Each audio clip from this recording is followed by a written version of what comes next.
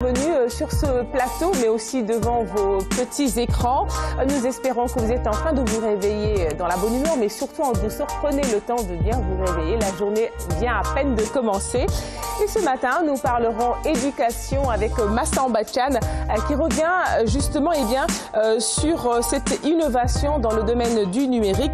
On verra justement ce que l'État du Sénégal a mis dans le panier de l'éducation pour davantage booster ce secteur à travers les nouvelles technologies de l'information et de la communication. Massamba Thiam, bonjour, tu nous parleras de tout ça. Oui, bonjour Nafi. Justement, une aubaine dont on a un peu parlé, mais cette fois-ci, l'État du Sénégal est en train de concrétiser un grand projet. Donc c'est un projet de production de ressources numériques qui va permettre à l'accès démocratique du savoir, qui va permettre à l'élève de Mermoz, à l'élève de Melach, à l'élève de Djibilor, donc d'être au même niveau d'information et avoir les mêmes possibilités de recherche, les mêmes possibilités également de révision sur surtout les disciplines scientifiques. Et nous en parlerons dans la première partie de ce magazine. Et d'ailleurs, ce matin, nous serons vraiment en technologie, puisque nous aurons le plaisir de recevoir dans la deuxième partie Madame Marie-Christine Saragosse. Elle est la présidente directrice générale de Média France, de France Média Monde. Et justement, elle est là dans le cadre du lancement du concours, prix RFI. APP, Challenge APP Afrique, un concours justement dont les gagnants seront connus aujourd'hui même, on les connaît, et Madame Marie-Christine Saragosse nous parlera de tout cela, mais aussi de la place qu'a occupé le Sénégal, et on espère qu'occupe encore le Sénégal dans la recherche en santé. Vous le savez, la faculté de médecine de l'Université Cheikh Anta Diop de Dakar a formé pas mal justement de gens brillants dans le domaine de la santé, pas seulement au Sénégal, mais aussi en Afrique. Dans la première partie de la chronique invitée, on a le plaisir de recevoir, il est déjà là sur ce plateau, commissaire Matar Diop. Il est le coordonnateur du comité interministériel de lutte contre la drogue. Vous le savez, la semaine nationale de lutte contre la drogue démarre ce 30 mai et se poursuivra jusqu'au 5 juin. Bonjour mon commissaire. Oui, bonjour madame. Merci d'avoir répondu à notre invitation. Oui, je vous en prie. Alors je ne sais pas, c'est vrai qu'on ne dit pas mon commissaire, on dit commissaire, mais on dit mon colonel, mon commandant, etc. Donc on dit bonjour commissaire et pas... Bonjour commissaire, bonjour monsieur le commissaire. Voilà, merci beaucoup. Et ce matin, donc, vous reviendrez justement sur le travail qu'abat la police pour contrecarrer les trafiquants de drogue. On sait que Dakar, malheureusement, est l'une des plaques tournantes du trafic de drogue. Oui, je crois que les forces de sécurité en général abattent un travail quand même extrêmement important dans ce domaine. Dakar, c'est vraiment une zone de transit. Dakar appartient à l'Afrique de l'Ouest. On sait que l'Afrique de l'Ouest est une zone de transit sur la route transatlantique de la cocaïne, qui quitte donc l'Amérique latine pour l'Europe. C'est une réalité, Dakar est effectivement une zone de transit. Et on parlera de tout ça avec Alioune Badara Kane qui coachera la chronique invitée comme tous les matins. Bonjour Alioune. Bonjour Nafi. Comment ça va? Ça va très bien. Donc ce matin, tu auras fort à faire. Hein, donc tu iras en France pour nous parler du concours prix RFI. Sans visa. Même si par ailleurs ça va se dérouler ici, en même temps de drogue. Mais aussi on parlera du meeting de Dakar qui démarre le 25 de ce mois. Du meeting de Dakar. Donc aujourd'hui en tout cas nos téléspectateurs seront bien servis et sont servis Inch'Allah. Parce que déjà rien que le fait de parler un peu de ce trafic, de ce fléau-là qu'est le trafic de drogue en soi, c'est une excellente tribune en tout cas qui est offerte à notre police nationale, à notre 20 police nationale, qui œuvre inlassablement pour contrecarrer ces trafiquants, en tout cas qui ruinent notre avenir, parce que quand la drogue plutôt prend le dessus sur la police, sur les États régaliens, que nous sommes en tout cas avec l'indépendance acquise et tout, voilà, tout projet de développement est voué à l'échec. Donc d'où l'importance encore une fois de mettre l'accent sur la sensibilisation et de donner la parole à la police, même si on sait qu'il est très difficile quand même d'avoir des fois des représentants de notre police nationale sur le plateau, parce qu'ils ont cette obligation-là qui est le devoir de réserve. Tout à fait. Merci beaucoup pour cette analyse, Alioune Badara Kane. Allez, on ne serait pas complet si donc on ne parlerait pas de People. Vous savez, tous les mardis, Antasec revient sur une ou des personnalités du monde du showbiz. Et ce matin, c'est le groupe Bidé Wubes qui vient de boucler la première édition du festival Vert Jaune Rouge. On en parlera dans la deuxième partie. Pour l'heure, je vous propose quelques exercices physiques, comme il est bien de le faire tous les matins avec notre coach Standara.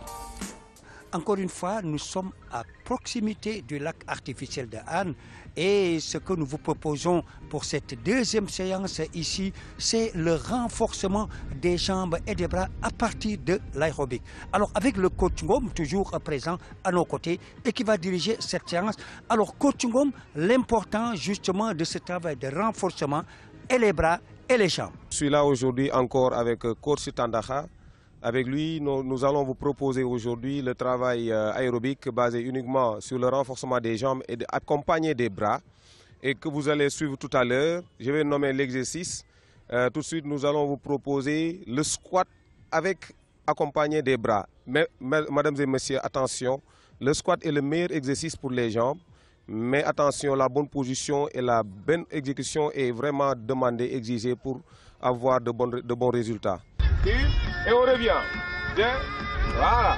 3, 4, 5, 6, 7, 8, 9. Et vers le vertical maintenant. Vers le vertical. Bras tendus. Pousse les hanches carrément vers l'arrière. 2.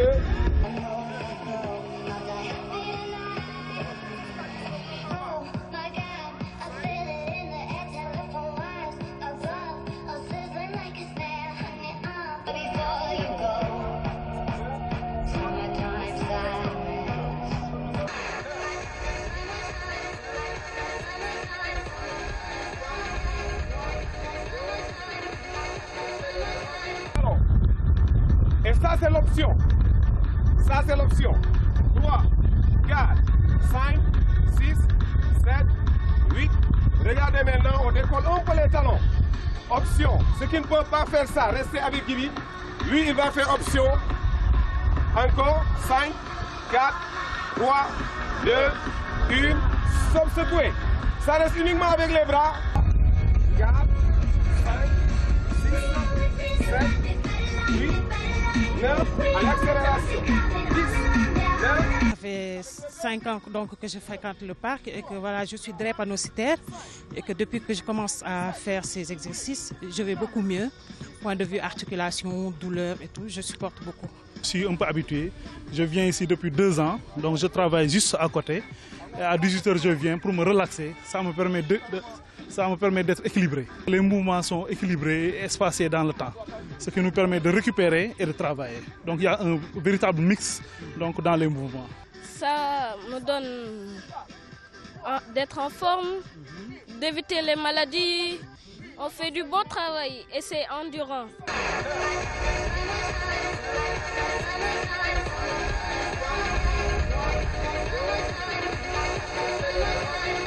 Voilà, mesdames et messieurs, nous venons de terminer cette séance et c'était le renforcement avec l'aérobic, les jambes, mais aussi les bras. Alors, coach Ngom, dites-nous justement, cette séance, vous l'avez vécue comment? Très agréable parce que cet exercice que nous vous avons proposé tout de suite, c'est ce qu'on appelle un exercice de squat. C'est le meilleur exercice pour le renforcement des jambes. Si vous voulez avoir de jolies jambes, il faut faire cet exercice, mais attention, la bonne position est exigée. Quand ça vient d'un spécialiste comme le coach Ngom, alors suivez attentivement, écoutez ses conseils. Nous allons y revenir. À très bientôt. Merci beaucoup, coach, pour ces conseils très avisés. Il nous a rejoint entre-temps René Léon Fonseca. Bonjour, René. Bonjour, ma fille. Comment ça va? Ça va, tranquille. Et ce deuxième jour de la semaine, comment ça va? Deuxième jour assez coloré. Et puis voilà, d'autant plus qu'il y a Anta Sec qui est là. Oui, tout à fait, Anta Buzz, devant moi. Anta People. Allez, on découvre tes titres. C'est parti.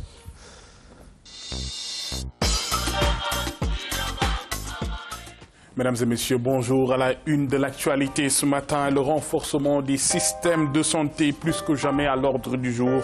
Notre sous-région a montré ses limites et son impréparation avec l'épidémie de fièvre Ebola. Le Sénégal a réagi, mais pour autant les autorités du système au cœur des préoccupations, une plateforme regroupant l'État, la société civile, les partenaires ainsi que d'autres acteurs a été mise en place. Dans l'actualité également, cette visite du PDG de France Média Monde dans les locaux de la RTS, Marie-Christine Saragos, a été reçue par le directeur général Racine Talla. Plusieurs thématiques ont été évoqués lors de cette rencontre, parmi eux le numérique, l'échange de programmes, entre autres. Nous parlons aussi de la Biennale Dakar 2016 avec cette cérémonie de vernissage de l'exposition consacrée à des œuvres majeures du patrimoine artistique de l'État. Des œuvres vieilles de plusieurs décennies ont été restaurées par l'artiste plasticien Khalidou Kassé sur financement de la Cour suprême. Voilà pour le menu de ce mardi matin, mesdames et messieurs. Restez avec nous. Le développement de tout cela, ce sera bien sûr dans quelques minutes. À tout à l'heure. Merci beaucoup René. On poursuit ce bloc d'infos avec la revue des titres.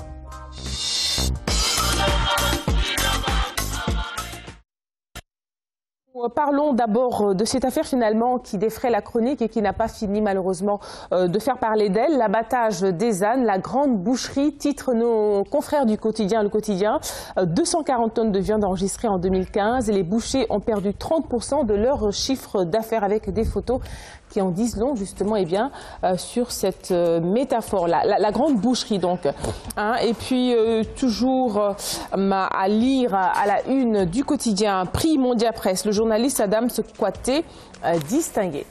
On parle d'un autre quotidien avec un autre titre, mais toujours évidemment cette même affaire, scandale de la viande d'âne, les Chinois accusés, nous renseignent nos confrères de Grand Place. Et puis une autre affaire qui fait encore parler d'elle, versement d'impôts des députés, Ignace déclasse le dossier.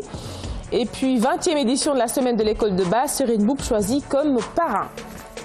Walf Quotidien nous parle de politique, non-paiement des impôts par les députés. Moussa Fagnas dément et sort ses chiffres. Et puis vous le savez, nous sommes en plein dans la semaine nationale de la prévention routière. Et bien ce chiffre, 400, c'est le nombre de personnes décédées sur les routes en 2015. Et puis champ de tir de Dodgy, des armes militaires oubliées tuent encore. Voilà quelques informations qui ont intéressé nos confrères. Le Populaire, création tous azimuts de mouvements politiques.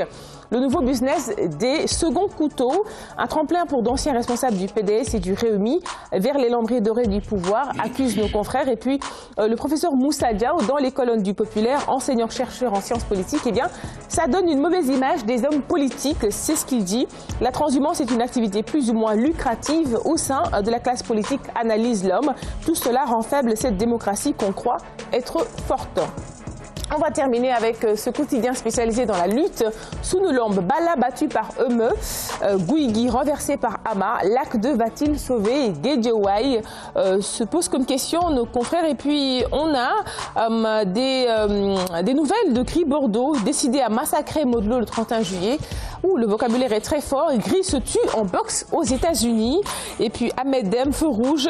Sitter Ndour précise une double disqualification, pas un match nul. Ainsi vont nos quotidiens en ce mardi 24 mai 2016. Merci d'avoir suivi cette revue des titres. On va poursuivre tout de suite avec la chronique éducation. C'est parti avec Massan Batian.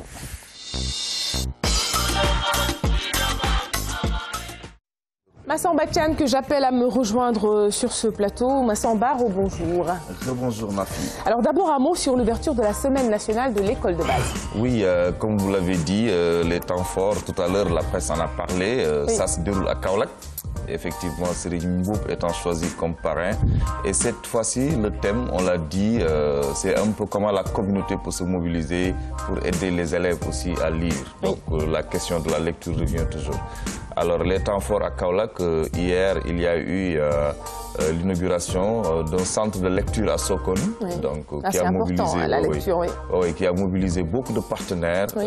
Véritablement un centre qui aujourd'hui n'a rien à envier aux grandes bibliothèques de la ville. Et ça, je pense que c'est lié un peu à l'ouverture de cette ville par rapport à beaucoup de partenaires, mais également aussi à l'appui du ministère de l'Éducation nationale qui a mis aussi beaucoup de manuels.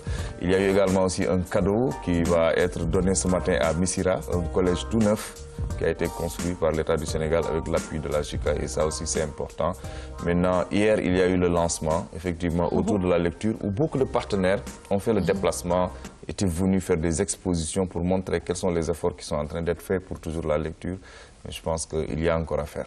Ah, c'est vrai qu'il y a encore à faire, d'autant plus qu'il y a le numérique qui concurrence donc rudement, hein, on va dire, les livres. D'ailleurs, on parle de cela.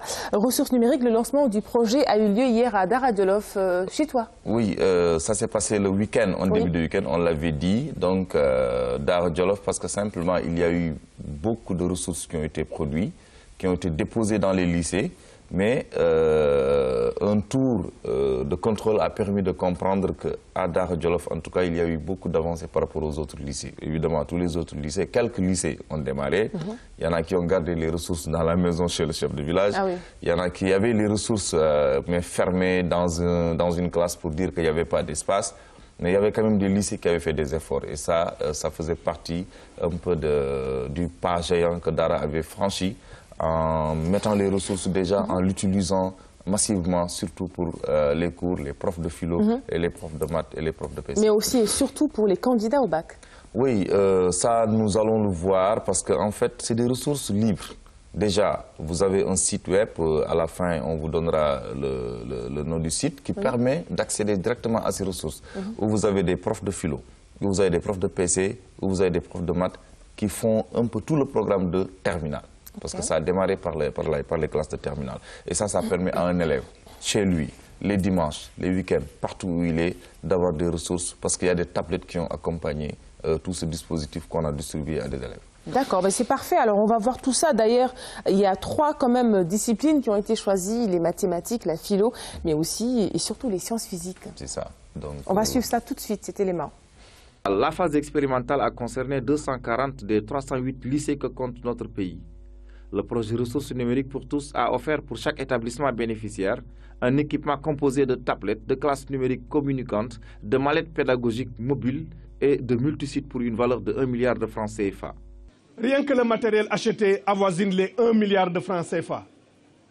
Mais plus que le matériel, ce qui a été investi, c'est du temps. J'ai rappelé tout à l'heure la directive numéro 1 du chef de l'État qui rentre dans ce cadre.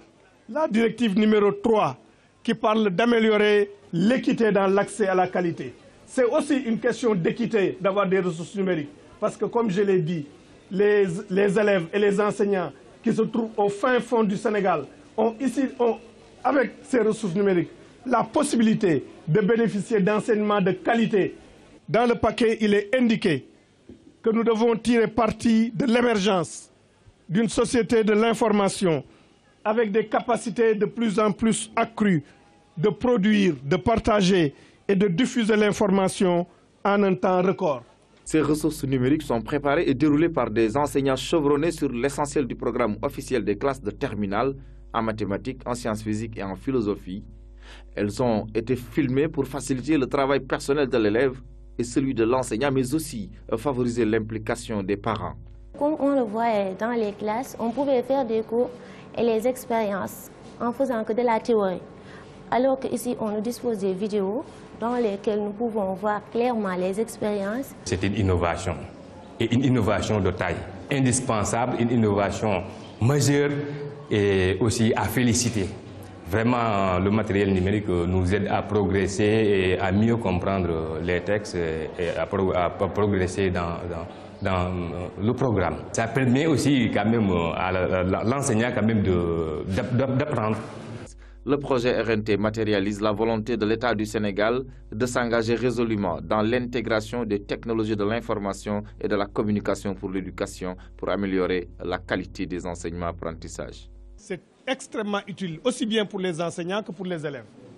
Donc je voudrais, moi, exhorter l'ensemble des enseignants du Sénégal qui ont ces ressources à disposition de s'inspirer de l'exemple du lycée de Daara. Nous avons les élèves qui peuvent suivre les cours par leur tablette, en dehors des heures de cours, les samedis et les dimanches, peuvent venir réviser leurs cours de mathématiques, de sciences physiques ou bien de philosophie. Et les enseignants aussi, s'il y a un nouvel enseignant qui veut voir comment préparer son cours sur l'introduction à la philosophie, peut venir regarder le cours du prof, prendre note et l'aider. Ces disciplines sont souvent qualifiées de déficitaires à cause des difficultés de recrutement en nombre suffisant de professeurs. C'est la raison pour laquelle le ministère de l'Éducation nationale va poursuivre le travail de conception d'autres ressources numériques pour tous les cycles du système éducatif et dans d'autres disciplines. Cela permettra à terme de réduire le gap qualitatif entre les enseignements dispensés et donner à tous les enseignants et à tous les élèves l'opportunité d'accéder à des ressources de qualité. Massamba, on s'arrête sur les élèves. On a terminé cet élément avec eux. Ils ont la parole parce qu'ils ont parlé de quelques difficultés, j'imagine inhérentes à la formation, inhérentes à l'apprentissage. On va les écouter. En plein cours, il y a des soucis techniques. Ce sont des facteurs vraiment qui nous déconcentrent. Donc, on aurait besoin que les professeurs soient encore plus formés en ce sens pour encore mieux servir les élèves, de telle sorte qu'on n'aurait même pas de soucis techniques tel autre là. Je leur souhaite que chaque école puisse avoir un tableau comme le nôtre, parce que c'est important, ça permet de faire mieux le cours et de mieux avoir un aperçu sur ce qu'on fait avant en classe. Elles veulent, ou ils veulent plus de moyens. C'est vrai qu'on a eu une femme, une fille en l'occurrence, plus de moyens évidemment, ça viendra. Mais il faut que ceux déjà qui ont eu la chance d'avoir ces tableaux numériques puissent en profiter et bien en profiter. C'est ça, oui, je pense que fondamentalement il y a deux questions qui sont soulevées.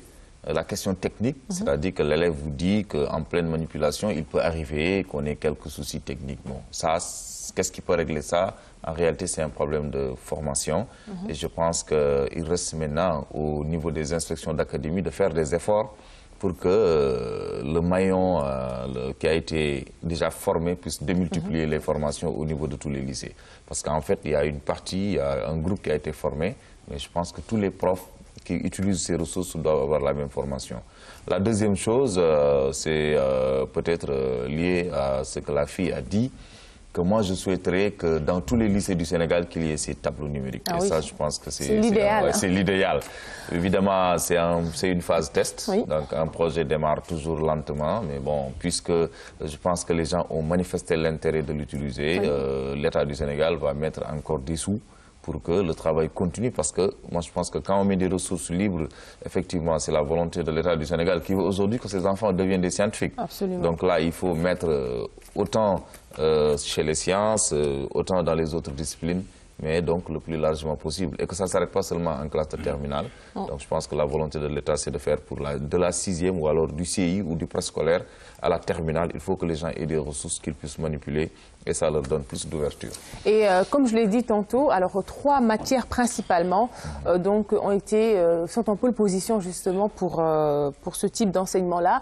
On l'a dit tout à l'heure, les mathématiques, la philosophie et aussi les sciences physiques. Les sciences physiques. Et ça c'est lié à un aspect, c'est-à-dire que ça c'est ce qu'on appelle les disciplines un peu en souffrance. C'est-à-dire c'est véritablement difficile de trouver aujourd'hui le maximum de profs de philo, le maximum de profs de maths et le maximum de profs de PC. C'est une denrée rare. Et puisque c'est une denrée rare, effectivement, on a vu dans ces dernières années plusieurs élèves sortir, faire une grève, simplement parce que nous sommes des élèves, nous n'avons pas de profs de maths. Donc ça ne remplace pas les professeurs en réalité, mais c'est juste un palliatif qui permet à ces établissements qui n'ont pas encore la chance d'avoir un prof de philo, de projeter des leçons de philosophie, donc suivre une leçon interactive, parce que c'est des professeurs qui ont été sélectionnés, testés et accompagnés par ce qu'on appelle les IGN, les inspecteurs généraux de l'éducation. Et là, ils sont venus maintenant avec l'appui technique de la DRTS, où on a filmé les leçons, ensuite faire des montages, mettre de l'infographie, vraiment pour que ça soit digeste. Donc, véritablement, dans ces zones où il n'y avait pas de professeurs par rapport à cette discipline, les ressources ont été envoyées, mais il arrivait souvent qu'un prof d'une autre ville passe souvent aider les élèves. Parce que aussi les élèves, on ne les laisse pas seulement avec les ressources. Il y a un moment où il faut s'arrêter et mettre un prof qui va les guider, les orienter. Et la présence physique est aussi importante, tout à fait, on l'aura compris. Merci beaucoup Massamba Thiane pour cette chronique éducation que tu signes tous les mardis sur Kinkeliba. À présent, je vous propose d'introduire notre premier invité.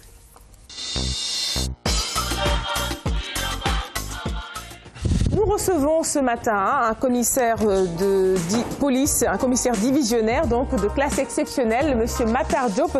Il est le coordonnateur du comité interministériel de lutte contre la drogue, la semaine nationale de lutte et de sensibilisation aussi contre la drogue qui se tiendra du 30 mai au 5 juin et la cérémonie sera lancée à Tambacounda, justement, qui est quand même une région, enfin une région importante, une zone frontalière, absolument, Aline Badara Kane.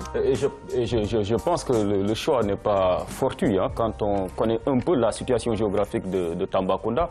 N'est-ce pas, commissaire? C'est cela peut-être quelque part qui a guidé votre choix, en tout cas, de faire de Tambacounda, en tout cas, la locomotive de cette campagne de sensibilisation sur les drogues au Sénégal. Tout à fait. Je commence d'abord par vous remercier de m'avoir invité sur ce plateau. Tambacounda, comme vous l'avez dit, ce n'est pas un choix fortuit. Parce que Tamba, comme vous le savez, partage pratiquement une frontière avec 5 pays. C'est un peu le Sénégal en miniature. Hein. Le Sénégal partage un peu quand même ses frontières avec ces pays-là, et Tamba de même. Donc c'est donc dire que ce n'est pas quand même fortuit.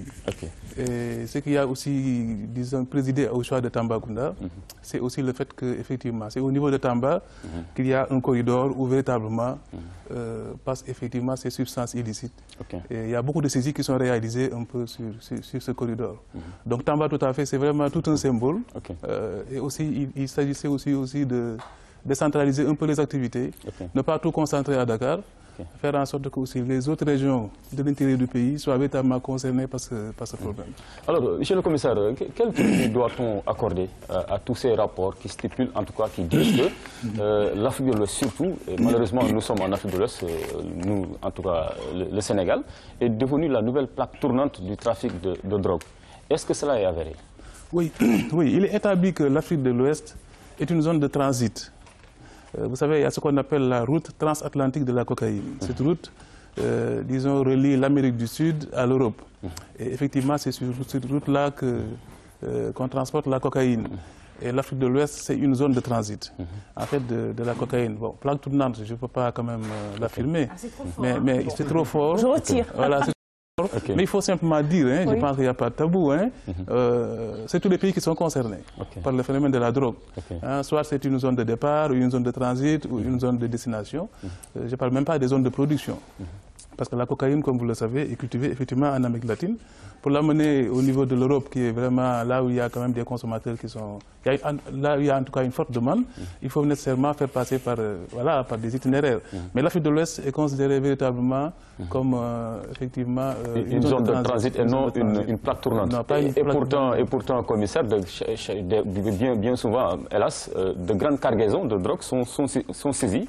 Et en tout cas, la dernière saisie en date, voilà, concerne un pays voisin qu'on ne va pas citer sur ce plateau, au large de ses côtes, une grande cargaison de drogue. Donc cela montre à suffisance l'ampleur aujourd'hui du fléau qu'est le trafic de drogue dans la zone. Tout à fait. C'est d'ailleurs la raison pour laquelle il est consacré sur le plan international ce qu'on appelle la responsabilité commune et partagée. C'est tous les États qui sont interpellés. Hein.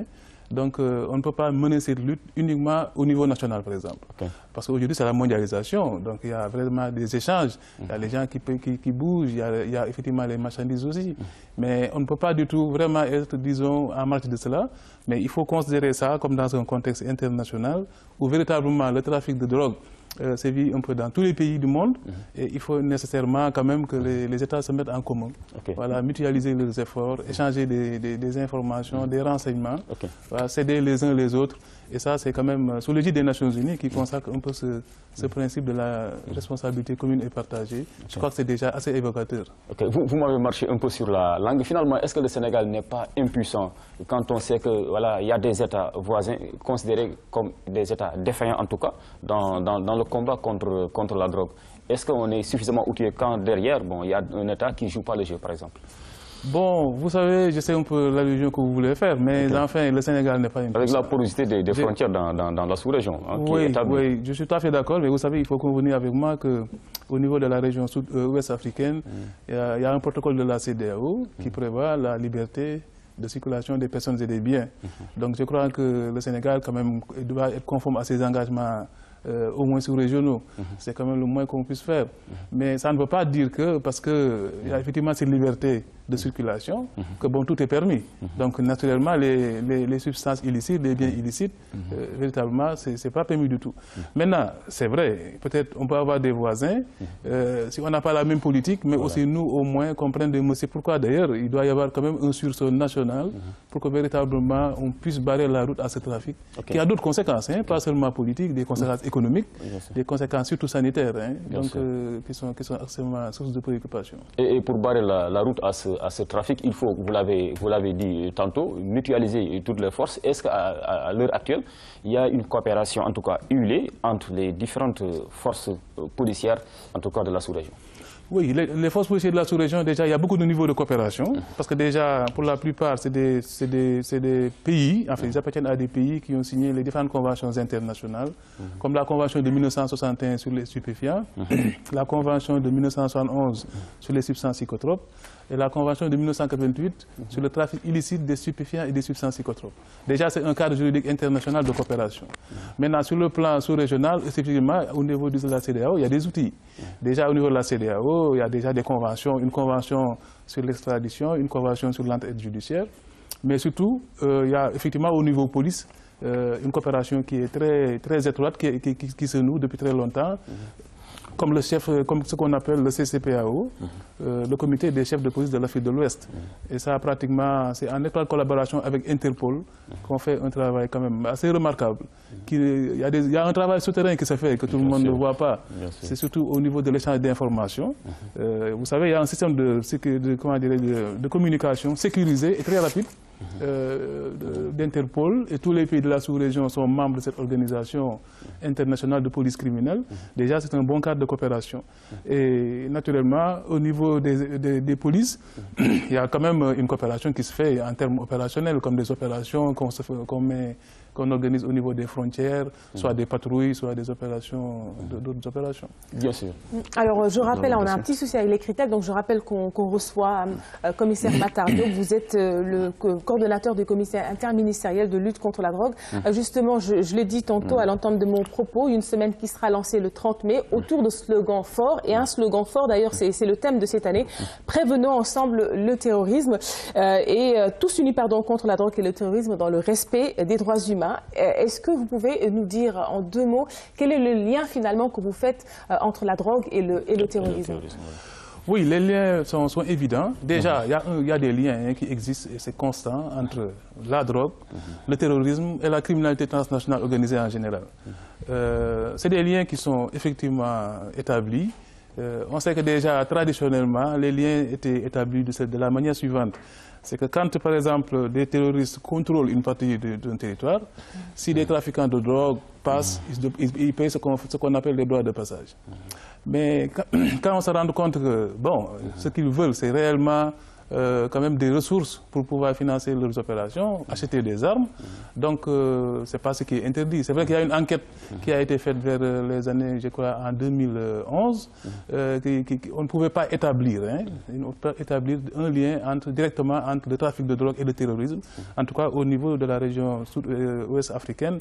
Parce que, par exemple, pour des questions religieuses, ils ne pouvaient pas se permettre de vendre de la drogue. Mais véritablement, je crois que cette considération-là, véritablement, doit être abandonnée. De plus en plus, on se rend compte qu'il y a effectivement des terroristes qui, effectivement, s'occupent du trafic de drogue, carrément, sont impliqués carrément. Et aussi que le trafic de drogue va avec le trafic d'armes aussi. Mais absolument, avec le trafic d'armes. Hein, avec le trafic d'armes. On sait que, par exemple, il y a des attentats, il n'y a pas très longtemps, quelque part dans le monde, où, effectivement, on a découvert du Captagon. Des gens qui utilisent cette drogue, mais qui aussi commercialisent. Parce qu'il y a une route, aujourd'hui, en Asie, par exemple, où on sait qu'effectivement, il y a du Captagon qui a été commercialisé par des terroristes. Donc, c'est donc dire que les liens sont vraiment évidents. Hein. Et là, c'est pourquoi, d'ailleurs, nous, on se dit que le trafic de drogue, oui, mais on ne doit pas s'arrêter seulement au trafic de drogue. Aujourd'hui, il y a la menace terroriste qui est une menace permanente, qui n'épargne aucun État. Je pense que la meilleure façon, c'est la prévention. Et si on veut couper effectivement si on veut en tout cas prévenir ce péril terroriste, si on veut préserver notre pays de ce péril, il nous faut impérativement travailler sur tous les fronts. Et ne pas seulement s'arrêter à... Parce qu'eux-mêmes déjà, ils entretiennent des liens entre eux. Si on le fait d'une manière éparse, donc la lutte ne peut pas être productive. Ok. Alors, commissaire, hein, parce qu'en fait, vous disposez certainement de chiffres assez fiables, on va le dire ainsi. Peut-on considérer que le trafic de drogue a reculé ici au Sénégal, ou bien y a-t-il encore beaucoup d'efforts à faire pour contrecarrer définitivement, en tout cas, ces trafiquants? Oui, c'est vrai qu'il y a un moment où, effectivement, les quantités sont importantes, les quantités de saisie. Il y a des moments où, effectivement, ça a vraiment diminué ces temps derniers, surtout pour ce qui concerne la cocaïne. Mais tout compte fait, ça ne peut pas renseigner tout de suite sur l'état réellement. Ça, c'est les saisies juste. Hein. C'est vraiment la face visible de l'iceberg. Mais qu'est-ce qui se fait en réalité? Est-ce que, parce que ça a diminué, que réellement, le trafic a reculé? Peut-être qu'on a fait des saisies, mais peut-être qu'il y en a d'autres qui sont partie un peu entre les mailles du filet. Donc on ne peut pas tout de suite dire, je pense qu'il faut agréger beaucoup de données pour arriver à dire que véritablement le trafic a sensiblement diminué ou en tout cas a connu quand même une augmentation. Mais là on est en train de travailler quand même sur des données statistiques parce que vous savez c'est très important de disposer de données fiables, voilà, d'éléments probants pour essayer de définir une politique. Et là le comité interministériel de lutte contre la drogue, sa mission principale, la première d'ailleurs, c'est de définir la politique nationale de l'État du Sénégal contre le trafic et l'abus de drogue. Et là, on a besoin de données. Donc ces données-là, on est en train de les agréger. Là, on est en train depuis hier d'ailleurs, on est en train d'organiser un atelier de validation du rapport national sur les drogues, où on aura des données statistiques, des données sur des enquêtes qui sont faites. Moi, je voudrais soulever, avec la permission d'Aline Badara, deux questions. En fait, dans le cadre de la lutte, je pense qu'il y a deux obstacles. Je sais que quelque part au Sénégal, le chanvre est cultivé. Donc, il y a des champs.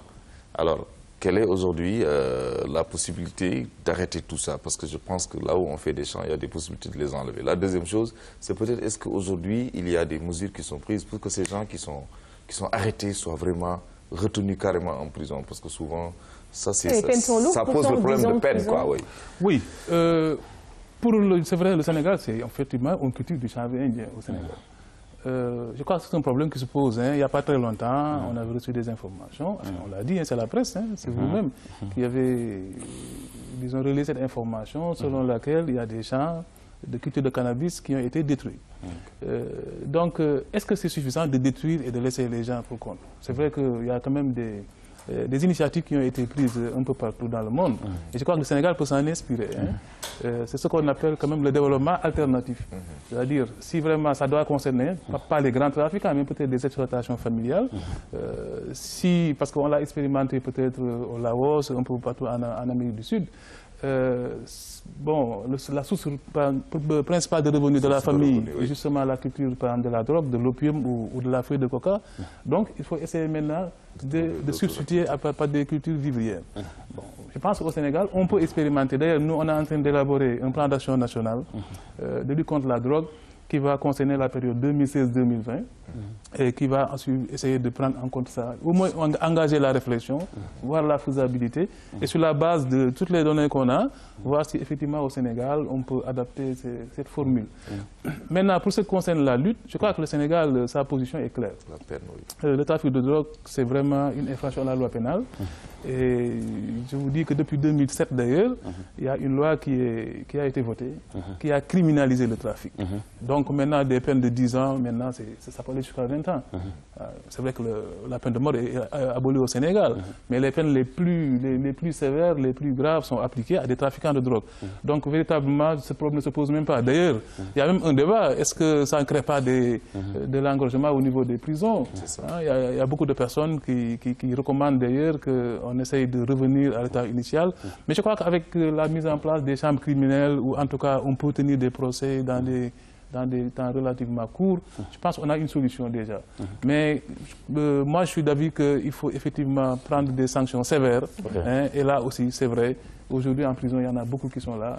Au niveau des cours d'assises auparavant et des chambres criminelles maintenant, c'est aussi beaucoup de trafiquants qui sont devant des tribunaux qu'on est en train de juger. Alors, commissaire, mais est-ce que finalement, est-ce que la répression est la seule alternative quand on sait que, en tout cas, dans certains pays qui ont même dépassé la phase expérimentale, la consommation, en tout cas, de certaines drogues est autorisée, pourquoi ne pas suivre le même exemple? Et c'est-à-dire, bien naturellement, en encadrant tout cela. Il ne faudrait pas le faire. Vous avez parfaitement raison. Ce n'est pas seulement la répression. Vous savez, pour un consommateur de drogue, il y a une possibilité. Le Sénégal a opté depuis 1997, avec l'adoption du Code des drogues, la possibilité d'offrir à un usager de drogue un traitement comme alternative à l'emprisonnement. C'est le Code des drogues qui le dit, l'article 120. Donc ça veut dire que ce n'est pas une répression aveugle. On connaît les méfaits de la drogue, il faut prendre des mesures. Mais si au niveau du tribunal, la personne qui encourt une condamnation, on lui propose, on lui dit, écoutez, vous pouvez maintenant suivre un traitement médical. Si vous êtes d'accord, on ne va pas vous appliquer la peine. Ça existe ici au Sénégal. Mais malheureusement, cela n'est pas appliqué. Non, ça existe en fait. Si, c'est la loi. L'état de texte qui n'est pas appliqué. C'est la loi qui le dit. Il y a un décret d'application qui a été pris. Le décret d'application 97-12 12-19 qui a été pris en application de cette disposition. Je crois que aussi, ça véritablement, il faut le dire aussi, on a au moins un centre qui nous vaut beaucoup de satisfaction. Peut-être que tout le Sénégal ne connaît pas, enfin, la majorité des Sénégalais ne connaissent pas. C'est le centre de prise en charge. Non, ce n'est pas le centre Jacques Chirac. Le centre Jacques Chirac, c'est un centre de sensibilisation. D'accord. Mais il y a un centre de prise en charge médicale. C'est le centre de prise en charge intégrée des addictions de Dakar. C'est le CEPIAD qui existe au niveau de l'hôpital Fann. Donc les personnes qui sont, voilà, qui sont addictes, voilà, ces personnes peuvent se faire traiter au niveau de ce centre-là. Et d'ailleurs, un de vos slogans forts, c'est justement halte à la stigmatisation et à la discrimination des consommateurs. Donc il n'est pas question de légaliser certains types de drogue alors jusqu'à présent. Une dernière question. On parle souvent justement des vendeurs de drogue. Aujourd'hui, quel est le sort justement des consommateurs des drogues, pas forcément addicts, qui consomment les drogues vendues ici au Sénégal? Oui, vous savez déjà, le fait de consommer de la drogue, c'est une infraction. Ça, c'est clair. Le Sénégal ne s'inscrit pas dans la dépénalisation. Le Sénégal est fidèle encore à ses engagements internationaux. Les 3 conventions de 61, 71 et 88 constituent la pierre angulaire du système de contrôle international des drogues. Et les conventions prévoient quand même que le fait de consommer de la drogue, c'est une infraction. Donc on s'en tient à ça. On connaît les méfaits de la drogue. Je vous donne l'exemple du cannabis, que nous connaissons très bien, parce que c'est le cannabis. Le Sénégal, peut-être, voilà, c'est la drogue la plus consommée au Sénégal. Mais vous savez, le tétrahydrocannabinol, qui est la substance principale du cannabis, mais c'est des effets psychiques, physiologiques extraordinaires. C'est des yeux rouges, c'est la faim, c'est la fatigue, c'est un sentiment d'euphorie. Mais ça, ce n'est pas possible. On ne peut pas continuer à laisser des personnes s'adonner à la drogue comme ça. Il y a des États qui ont opté de laisser, de dépénaliser, mais je ne pense pas que ça soit une bonne solution. Et lors de cette semaine, d'ailleurs, vous le direz haut et fort. Voilà. Merci beaucoup, Monsieur Matar Diop. Je rappelle, commissaire de police divisionnaire de classe exceptionnelle. Vous êtes le coordonnateur du comité interministériel de lutte contre la drogue. Vous étiez venu nous parler de cette semaine qui va démarrer le 30 mai et ce jusqu'au 5 juin. À suivre dans la deuxième partie, je vous l'annonçais, la chronique People avec Anta Bidé-Boubès. Vous verrez, côté jardin, eh bien, comment ce groupe fonctionne. Et puis après, évidemment, aussi à suivre la chronique invitée. Je rappelle notre deuxième invitée qui est déjà dans les coulisses, Madame Marie-Christine Saragosse, elle est présidente directrice générale de France Média Monde. La remise du prix RFI Challenge et APP Afrique, eh bien, c'est ce mardi 24 et elle nous en parlera. Pour l'heure, je vous propose eh bien, de chatouiller un petit peu vos oreilles, histoire de bien vous réveiller. Ce clip s'appelle tout simplement Mi Souci et il est signé Ilam. C'est parti.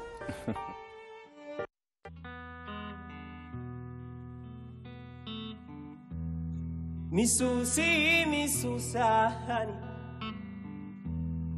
mi jabi, mi jabani, sada nyago, nyago Allah, isolo hulala, hulala ne.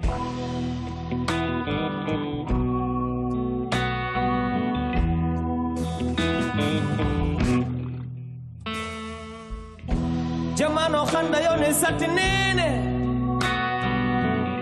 jamano khanda yone musi,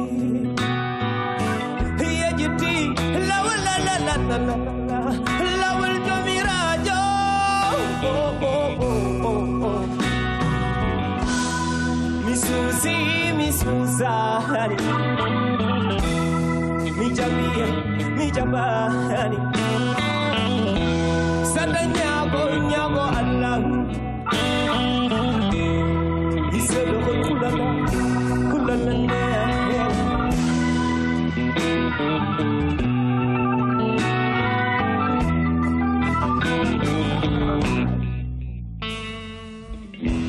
Sekhir mane jamfama ya tomaru toyi mada kala wadunawo hadunawo kasi sada nyago Allah ai sadokul yaqul joma jamano khanda yone sadi ne musi bay be yejidi lawal Allah lawal domi rajo lawal Allah lawal domi rajo.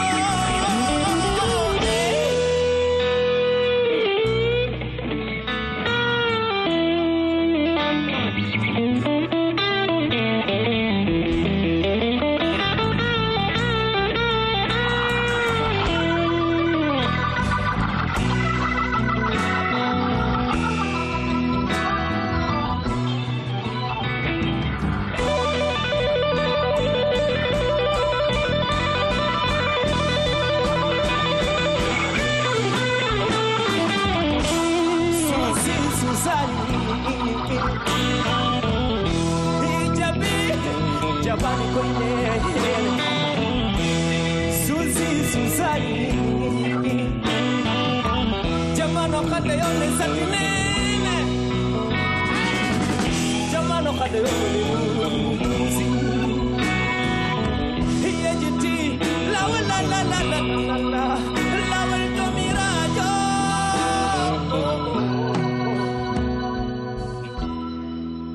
susi. Ilham sur Kenkeliba, le titre Mi Souci. On espère que vous avez aimé. A aimé absolument le journal de René Léon Fonseca que voici. Non, c'est bon, c'est bon.